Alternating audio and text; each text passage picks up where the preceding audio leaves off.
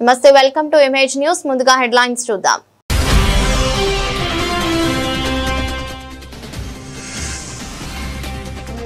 Justice గవాయ్పై దాడి యత్నాన్ని ఖండిస్తూ Mummidivaram bar association ఆధ్వర్యంలో నిరసన.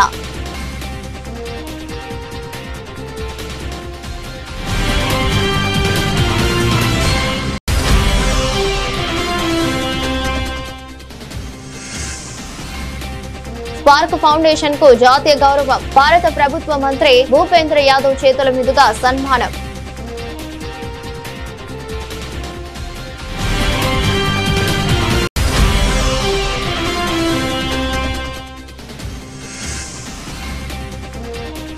అన్నవరం దేవస్థానంని సందర్శించిన దేవాదాయ ధర్మాదాయ శాఖ కమిషనర్ కె రామచంద్ర మోహన్.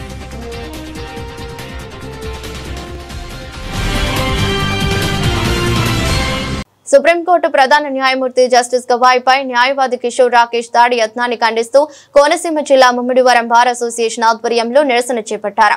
న్యాయ విలువలు దిగజారే విధంగా ప్రవర్తించిన షూ విసిరే ప్రయత్నం న్యాయమూర్తిపై జరిగిన దాడి మన న్యాయ వ్యవస్థ గౌరవం పైన, రాజ్యాంగ స్ఫూర్తిపైన జరిగిన దాడిగా ప్రతి పౌరుడు భావించాలని, శాస్త్రీయ దృక్పథాన్ని పెంపొందించాలని న్యాయవాదులు నినాదాలు చేశారు.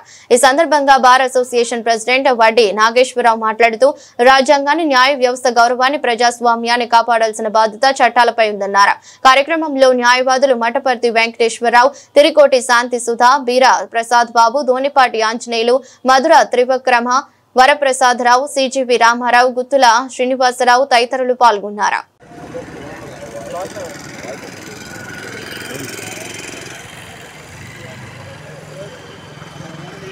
Save judiciary, save nation.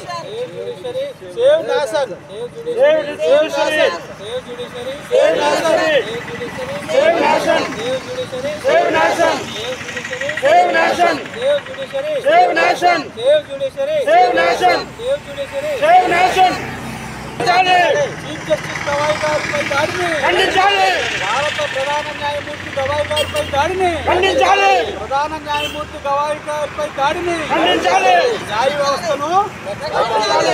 వ్యవస్థను రక్షించాలి. రాజ్యాంగ విలువలను కాపాడాలి. రాజ్యాంగ విలువలను కాపాడాలి. రాజ్యాంగ విలువలను కాపాడాలి. శాస్త్రీయ దృక్పథాన్ని ఖండించాలి. పెంపొందించాలి. శాస్త్రీయ దృక్పథాన్ని పెంపొందించాలి. శాస్త్రీయ దృక్పథాన్ని కాపాడాలి. రాజ్యాంగ విలువలను సుప్రీంకోర్టు ప్రధాన న్యాయమూర్తి గవాయ్ గారిపై దాడిని సుప్రీంకోర్టు ప్రధాన న్యాయమూర్తి గవాయ్ గారిపై దాడిని సీజే గవాయ్ గారిపై దాడిని న్యాయ వ్యవస్థ విలువలను న్యూఢిల్లీలో మన సుప్రీంకోర్టులో హాలులో మొదటి హాలందు ప్రధాన న్యాయమూర్తి జస్టిస్ గవాయ్ గారి ఆధ్వర్యంలో జరుగుతున్న బెంచ్లో ఒక సీనియర్ మోస్ట్ న్యాయవాది, సనాతన ధర్మాన్ని పాటించే వ్యక్తి ఆయనపై షూ విసరడానికి ప్రయత్నిస్తే అక్కడ సెక్యూరిటీ సిబ్బంది, న్యాయవాదులు అడ్డుకుని ఆయన్ని మరి క్రమశిక్షణ సరిగా bar council of India suspend చేయడం కూడా జరిగింది. అయినా గవాయ్ గారు కూడా బెంచ్ని ఎటు ఆపకుండా ఆయన పని ఆయన కానిచ్చారు. ఇలాంటి సంఘటనలు గత చరిత్రలో సుప్రీంకోర్టు హాల్లో జరగడం ఎప్పుడూ లేదు. కానీ జస్టిస్ గవాయ్ గారు శాస్త్రీయమైన ఆలోచనలతో కొన్ని కామెంట్లు చేసి ఉండొచ్చు. అది అశాస్త్రీయమైతే, అది రాజ్యాంగ విలువలకు వ్యతిరేకంగా ఉంటే they can proceed according to constitution. రాజ్యాంగబద్ధమైన ప్రొసీజర్లో ఆయన మీద చర్యలు ఏదైనా తీసుకోవచ్చు. కానీ ఇలా ఆయన వరడకి సమాధానం లేక, వాళ్ళకి వేరే గత్యంతరం లేక ఈ యొక్క భారతదేశాన్ని అశాస్త్రీయంగాను సనాతన ధర్మం అని చెప్పేసి మరి ఈ రౌడీ ఎలిమెంట్స్తో న్యాయ వ్యవస్థ దిగజారే విధంగా సీనియర్ మోస్ట్ న్యాయవాదులే ప్రవర్తించారంటే భవిష్యత్తులో ఈ న్యాయ వ్యవస్థే లేకపోతే సామాన్యుడు బతుకేంటి? ఇప్పటికే చాలా అంధకారంగా ఉంది. ఈ మధ్యకాలంలోనే మరి చాలా అట్రాసిటీస్ ఎస్సీల మీద కావాలి, మహిళల మీద కావాలి, మైనారిటీస్ మీద జరుగుతున్న అట్రాసిటీస్ని సుమోటుగా సుప్రీంకోర్టు, హైకోర్టులు తీసుకుని రక్షణ కల్పిస్తుంది తప్ప రాజకీయ వ్యవస్థలు ఎప్పుడూ కూడా కాపాడడం చరిత్ర ఈ మధ్యకాలంలో కనబట్టలేదు. అలాంటి వ్యవస్థని భ్రష్టు పట్టిస్తే ఈ సుప్రీంకోర్టు వ్యవస్థని అవమానకరమైన పరిస్థితుల్లో తీసుకొస్తే ఈ లా అండ్ ఆర్డర్ని కాపాడే శక్తి ఎవరికీ ఉండదు. మనం రాజ్యాంగాన్ని రక్షించుకోవాలి. రాజ్యాంగాన్ని మెయింటైన్ చేసే సుప్రీంకోర్టు ప్రధాన న్యాయమూర్తులను రక్షించుకోవాల్సిన నైతిక బాధ్యత భారతదేశ పౌరులుగా మనందరికీ ఉంది. ఇది కేవలం న్యాయమూర్తుల విషయం మాత్రం కాదు. దేశాన్ని రక్షించే ప్రాథమిక హక్కులను కాపాడే సమాజం కోసం పోరాడే భారత రాజ్యాంగ విలువలను కాపాడే విధంగా మన ప్రతి ఒక్కరూ కూడా దీన్ని ఖండించవలసిన ఆవశ్యకత ఉంది. అతన్ని శిక్షించి దేశద్రోహం కింద శిక్షించి అతను బార్ కౌన్సిల్ ఆఫ్ ఇండియా భవిష్యత్తులో అలాంటి వ్యక్తుల్ని తయారవకుండా ప్రివెంటివ్ మెజర్స్గా మరి అశాస్త్రీయమైన వ్యక్తుల్ని మరి ఈ పట్టాలు ఇచ్చే విధంగా మరి న్యాయ వ్యవస్థను మరి నిలకడగా మన నిబద్ధతగా ఉండే విధంగా తయారు చేయాలని ఈ పత్రిక ముఖంగా మేము తెలియజేసుకుంటున్నాం. కాకినాడ జిల్లా ప్రతిపాడు నియోజకవర్గం ఏలేశ్వరం మండలం ఎర్రవరం గ్రామానికి చెందిన స్పార్క్ చైర్మన్ సాయి సందీప్ సోదరుడు స్పార్క్ సీఈఓ సాయి ప్రదీప్ ఆధ్వర్యంలో ఆంధ్రప్రదేశ్ రాష్ట్రం పేరును భారతదేశం వ్యాప్తంగా తెలిసేలా చేశారు.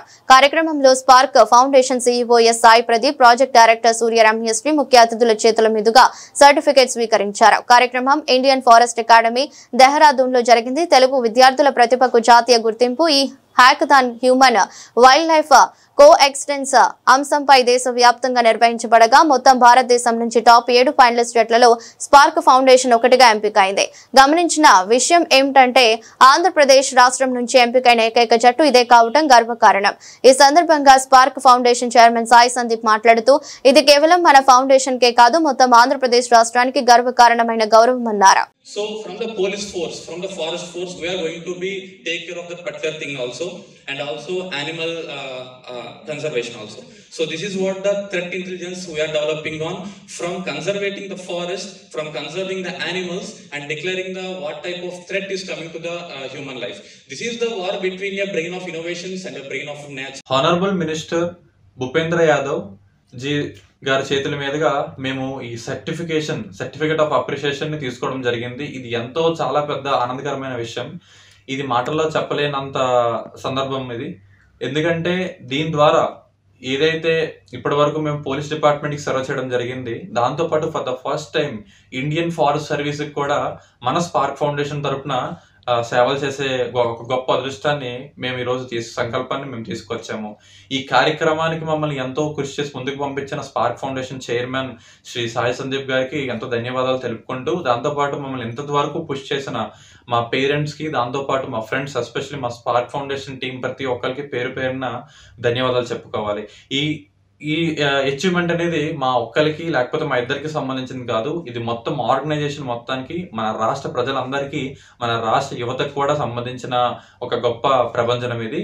దీంతో పాటు మరెన్నో కొత్త ఆవిష్కారాలని తీసుకెళ్ళబోతున్నామని చెప్పేసి ఒక గొప్ప కంకణం కట్టుకొని ఈరోజు మేము బయలుదేరడానికి సిద్ధంగా ఉన్నాము. ఈ programme Wildlife Institute of India Dehradun లో జరిగింది. దాంతోపాటు ఇందిరాగాంధీ ఫారెస్ట్ రీసెర్చ్ అకాడమీ కూడా మమ్మల్ని తీసుకువెళ్ళి అక్కడ మా ఫైనల్ ప్రోగ్రామ్ అనేది జరిగి అక్కడ మినిస్టర్ గారి చేతుల మీదకి అవార్డు తీసుకోవడం జరిగింది. కాబట్టి ఈ అంతటిని మేము ఎంతో చాలా గర్వకారణంగా తెలుపుకుంటూ, మాకు సపోర్ట్ చేసిన మీడియా మిత్రులకు మరియు ప్రతి ఒక్కరికి చాలా ధన్యవాదాలు తెలుపుకుంటూ ఇట్లు మీ Sai Pradeep from spark foundation. Thank you. ప్రసిద్ధి పుణ్యక్షేత్రమైన అన్నవరం దేవస్థానం సందర్శించిన దేవాదాయ ధర్మాదాయ శాఖ కమిషనర్ కె రామచంద్ర మోహన్. ప్రముఖ పుణ్యక్షేత్రమైన అన్నవరం శ్రీ వీర వెంకట సత్యనారాయణ స్వామివారి దేవస్థానంను సందర్శించిన దేవాదాయ ధర్మాదాయ శాఖ కమిషనర్ కె రామచంద్ర మోహన్ వీరిని ఆలయ ఉన్నతాధికారులు మర్యాదపూర్వకంగా ఆహ్వానించి స్వామివారి దర్శనం కావించారు. అనంతరం పడమటి రాజగోపురం వద్ద ఉన్నటువంటి గ్రౌండ్ నందు షెడ్ నిర్మాణం పనులను పరిశీలించారు. అలాగే రాబోయే కార్తీక మాసంలో భక్తుల రద్దీ, వారికి కావాల్సిన సౌకర్యాల గురించి అధికారులను అడిగి తెలుసుకుని భక్తులకు ఎటువంటి ఇబ్బందులు కలగకుండా చూడాలని ఆదేశాలు జారీ చేసిన దేవాదాయ ధర్మాదాయ కమిషనర్ కె రామచంద్ర మోహన్ అలాగే కొండపై మొన్న జరిగిన షాపుల అగ్ని ప్రమాదాన్ని కూడా పరిశీలించినట్లుగా అధికారులు తెలిపారు.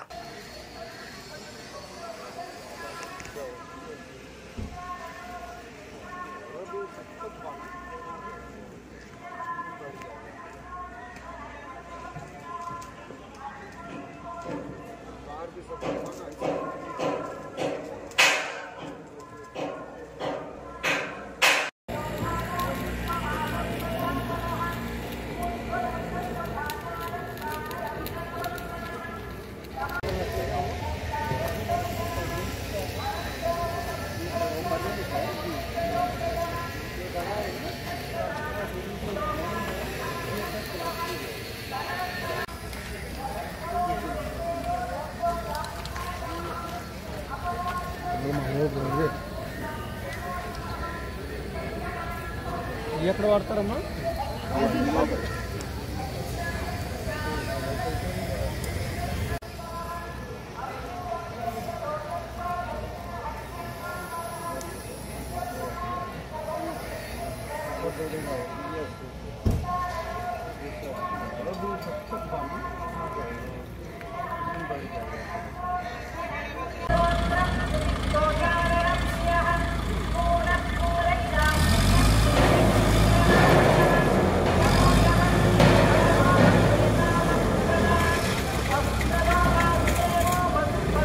భారత అత్యున్నత న్యాయస్థానం సుప్రీంకోర్టు ప్రధాన న్యాయమూర్తి బిఆర్ గవాయ్పై మతోన్మాదులు దాడికి నిరసనగా మంగళవారం ఉదయం కాకినాడ అంబేద్కర్ విగ్రహం వద్ద రాజ్యాంగ పరిరక్షణ వేదిక ఆధ్వర్యంలో వివిధ ప్రజా సంఘాల నేతలు ఆందోళన చేపట్టారు.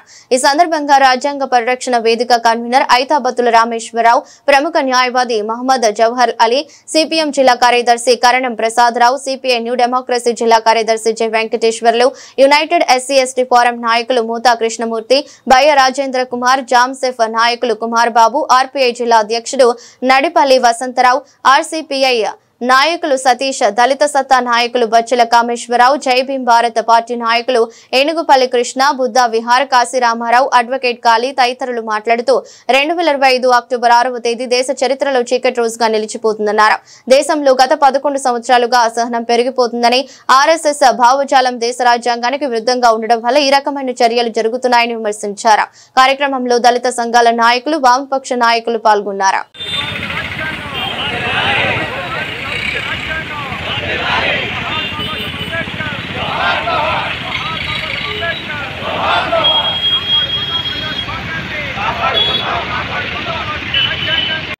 కోర్టులో రాకేష్ కిషోర్ ను రక్షించాలి. న్యాయ వ్యవస్థపై మతోన్మాదుల దాడిని, న్యాయ వ్యవస్థపై మతోన్మాదుల దాడిని, న్యాయ వ్యవస్థపై మతోన్మాదుల దాడి. సుప్రీంకోర్టు ప్రధాన న్యాయమూర్తి బిఆర్ గవాయ్పై మతోన్మాది అడ్వకేట్ దాడి చేయడానికి నిరసనగా జిల్లా మానవ హక్కుల పరిరక్షణ సంఘం ఆధ్వర్యంలో సామర్లకోట బ్రౌన్పేట సంఘ కార్యాలయంలో మంగళవారం మీడియా సమావేశం నిర్వహించారు. ఈ సందర్భంగా సంఘ అధ్యక్షులు నూతలపాటి అప్పాలకొండ మాట్లాడుతూ సుప్రీం ప్రధాన న్యాయమూర్తిపై దాడి భారత రాజ్యాంగంపై దాడిగా భావించి రాజ్యాంగానికి రక్షణ కల్పించాలని పేర్కొన్నారు. కింద స్థాయి నుంచి ఉన్నత స్థాయి వరకు ఒక దళిత మేధావి ఎదిగిన వ్యక్తి గవాయ్ అని అన్నారు. అటువంటి వ్యక్తిపై మతోన్మాదులు సహించలేక అందులో భాగంగానే సుప్రీంకోర్టు ప్రధాన న్యాయమూర్తిపై దాడి చేశారని, ఈ దాడి భారత ప్రజాస్వామ్యం రాజ్యాంగంపై దాడి చేసినట్లుగా భావిస్తున్నామని అప్పలకొండ అన్నారు. ఒక సుప్రీంకోర్టు ప్రధాన న్యాయమూర్తిపై ఇలాంటి దుశ్చర్య పాల్పడారంటే ఇక సామాన్య దళితులకు ఈ రక్షణ ఉంటుందో అర్థం చేసుకోవాలని అన్నారు. వెంటనే మత ఉన్మాది అడ్వకేట్ పై కఠిన చర్యలు తీసుకోవాలని, వెంటనే ప్రధానమంత్రి స్పందించాలని, భారత ప్రభుత్వం ఈ దుశ్చర్యను ఖండించాలని, ప్రజాస్వామిక వాదులు, అన్ని రాజకీయ పార్టీ రాజకీయ నాయకులు ఇటువంటి దాడులను తీవ్రంగా ఖండించాలని పేర్కొన్నారు. దానికి పాల్పడిన అడ్వకేట్ ను బార్ కౌన్సిల్ నుంచి శాశ్వతంగా తొలగించాలని ఈ సందర్భంగా డిమాండ్ చేశారు. కార్యక్రమంలో జిల్లా మానవ హక్కుల పరిరక్షణ సంఘం అధ్యక్షులు నూతలపాటి అప్పలకొండ, కార్యదర్శి కుంచె నానిబాబు, జుత్తుక అప్పారావు, కార్యవర్గ సభ్యులు పాల్గొన్నారు.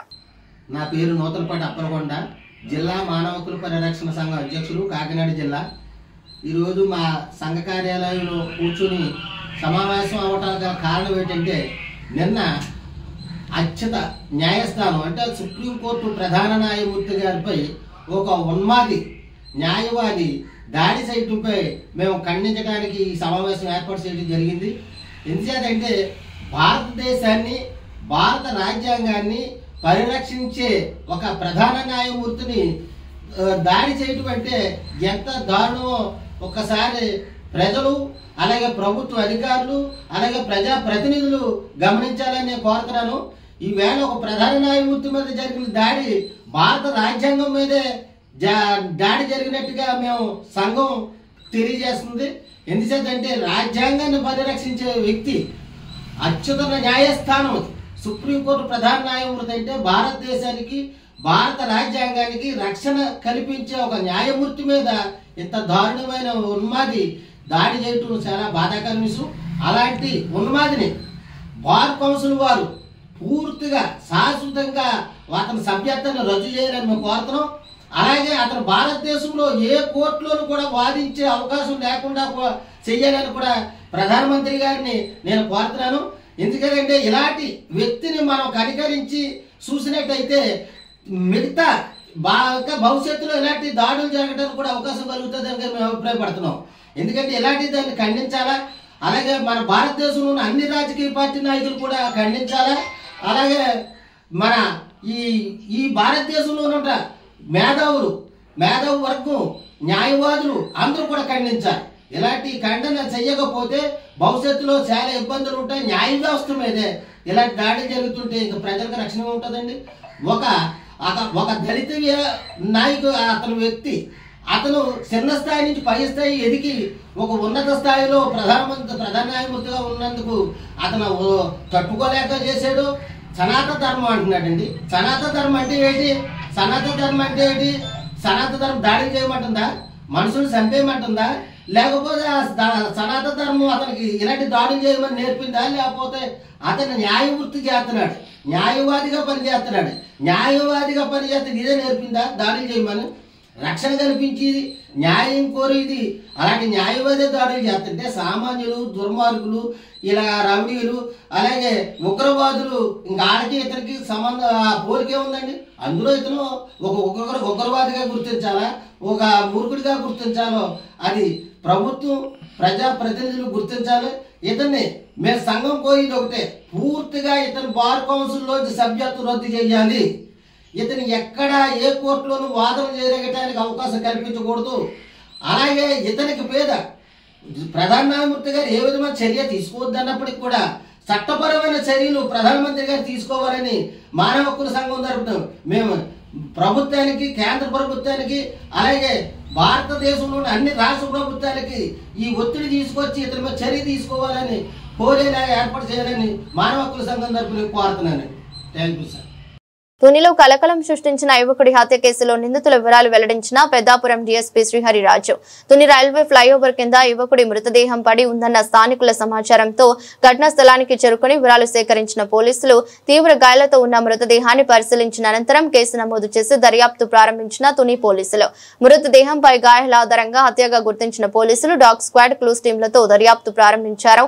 జిల్లా ఎస్పీ ఆదేశాలతో బృందాలుగా విడిపోయి దర్యాప్తు ప్రారంభించిన పోలీసులు చివరకు చిత్తు కాగితాలు ఏరుకునే బోర్డు రమేష్, తర్రా ప్రసాద్ అనే ఇద్దరు వ్యక్తులను హంతకులుగా నిర్ధారించారు. మృతుడు నర్సీపట్నం మండలం ఎరకన్నపాలెంకు చెందిన తనార అప్పలనాయుడుగా గుర్తించిన పోలీసులు మృతుని వద్ద ఉన్న సెల్ ఫోన్, నగదు కోసం ఆశపడి ఇనుప రాడ్డుతో తలపై కొట్టి చంపిన హంతకులు.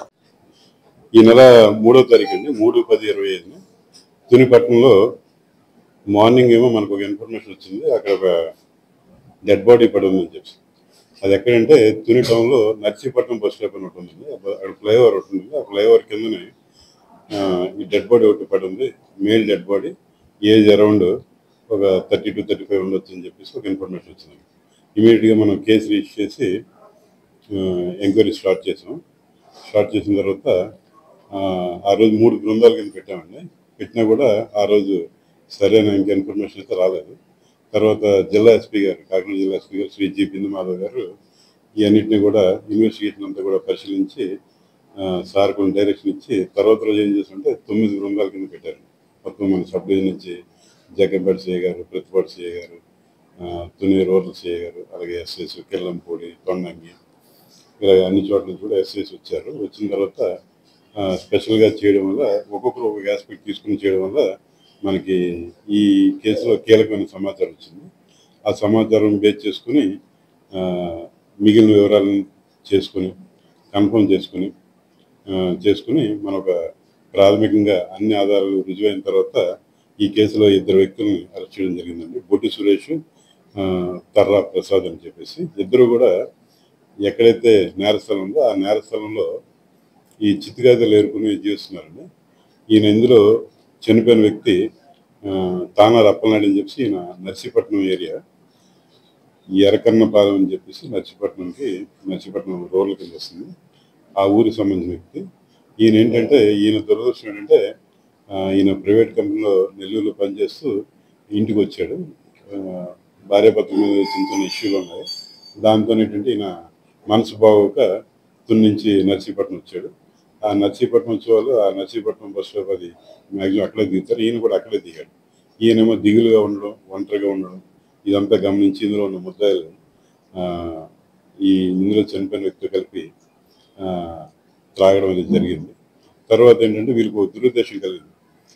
ఈయన దగ్గరేమో ఫోన్ ఉంది, కాస్ట్లీ ఫోన్ ఉంది, తర్వాత ఈయన దగ్గర ఇంకా క్యాష్ ఉండొచ్చు అని చెప్పేసి ఒక దురుద్దేశం కలిగి చంపేస్తే బెటర్ ఏమో అని చెప్పేసి దానికి ఆశపడి వీళ్ళ దగ్గర ఏంటంటే అక్కడ ఉన్న ఒక రాయి ఒకటి, అక్కడ పడి ఉన్న ఒక ఐరన్ రాడ్ ఒకటి, ఈ రెండింటితోని ఉపయోగించి అక్కడే వీళ్ళు చంపేశారండి.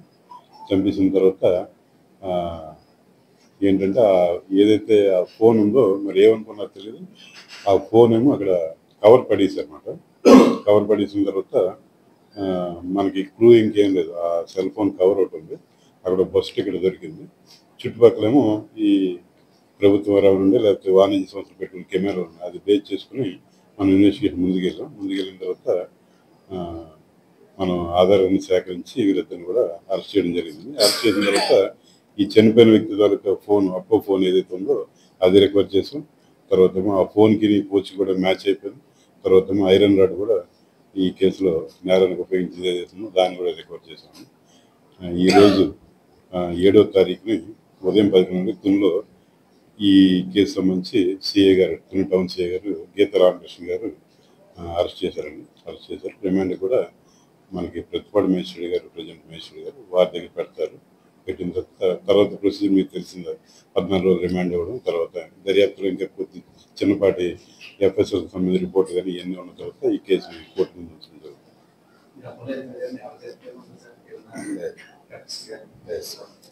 అంటే నేర చరిత్ర లేదు కానీ వీళ్ళ గురించి చాలా బ్యాడ్ అక్కడ ఉన్నాడు.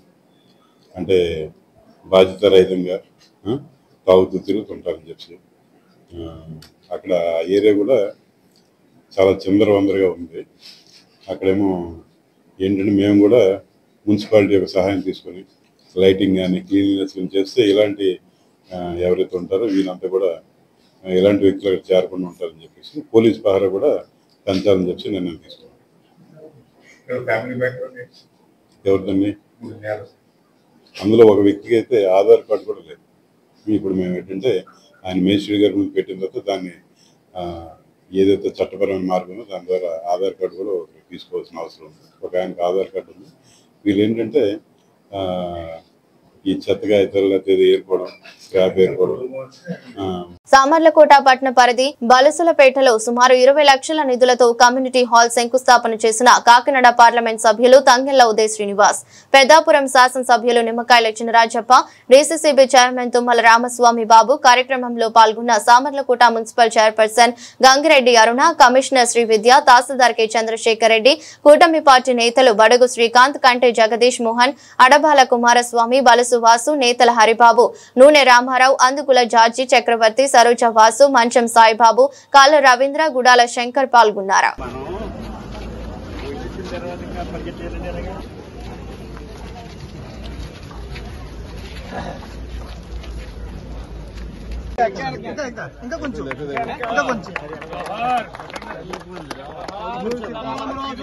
జోహార్ అల్లూరి సీతారామరాజు, జోహార్ అల్లూరి సీతారామరాజు, జోహార్ అల్లూరి సీతారామరాజు. వెనకొస్తే ఫ్రేమ్ రావట్లేదు.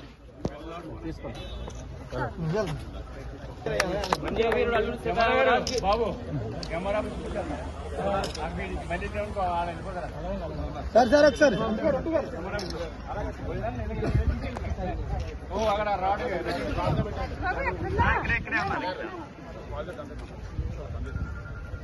సార్ సార్ చూడండి సార్. మేడం గారు, కమిషనర్ గారు,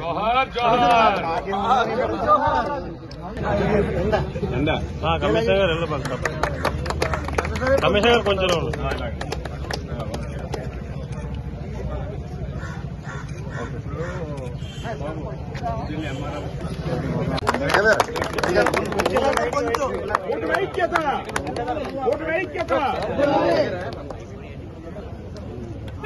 కొంచెం అనుకున్నాను గురుగారు. తమ్ముడు గారు రవీంద్ర కొంచెం అమ్మట్లేదు. నేతరారి గారు ఎక్కడున్నారు? హరి హరిబాబు, హరిబాబు, హరిబాబు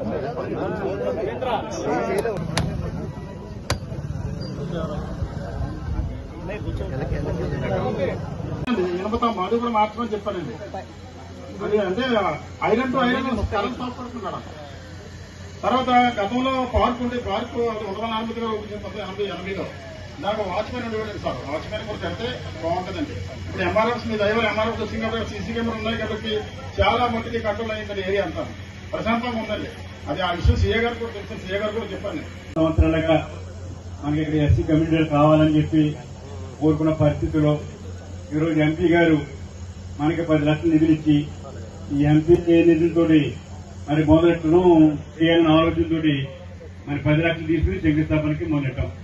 ఈ లోపల 10 లక్షలు సరిపోదు, ఒక 20 లక్షలు మంచి కళ్యాణ మనకు పోతాను ఆలోచనతో ఇంకో 10 లక్షలు ఎస్సీ నిధులు తెచ్చి దాన్ని జోడి ఇచ్చి మరి కళ్యాణ మండపం అని ఇలా శంకుస్థాపన చేసాం. బ్రహ్మాండ కళ్యాణ మండపం అవుతుంది.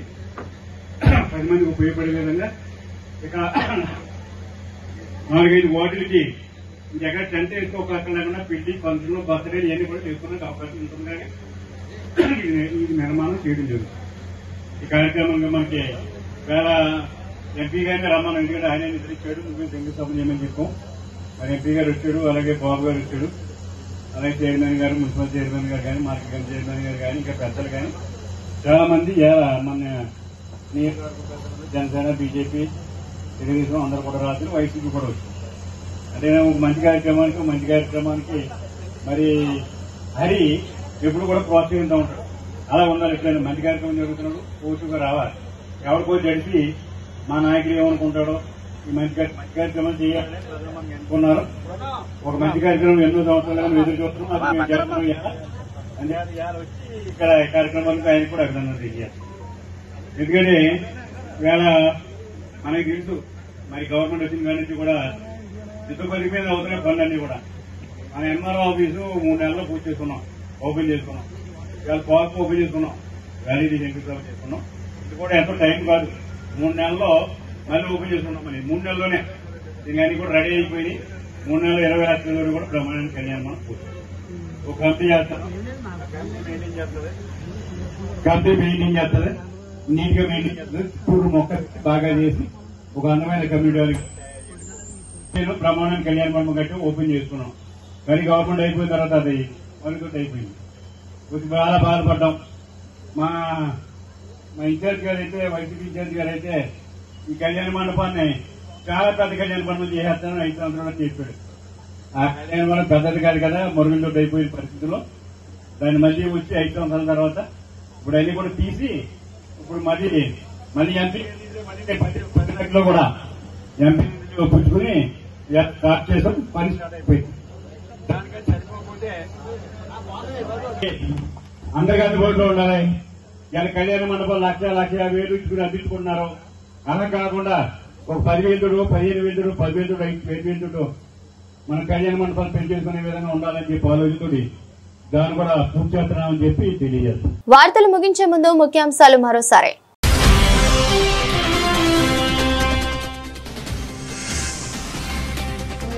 జస్టిస్ గవాయ్పై దాడి యత్నాన్ని ఖండిస్తూ ముమ్మిడివరం బార్ అసోసియేషన్ ఆధ్వర్యంలో నిరసన.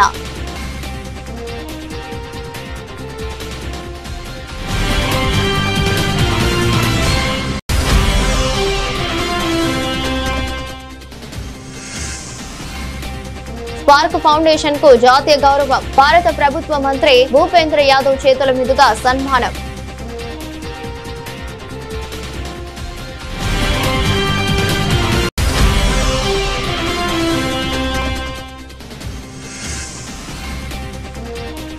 అన్నవరం దేవస్థానంని సందర్శించిన దేవాదాయ ధర్మాదాయ శాఖ కమిషనర్ కె రామచంద్ర మోహన్.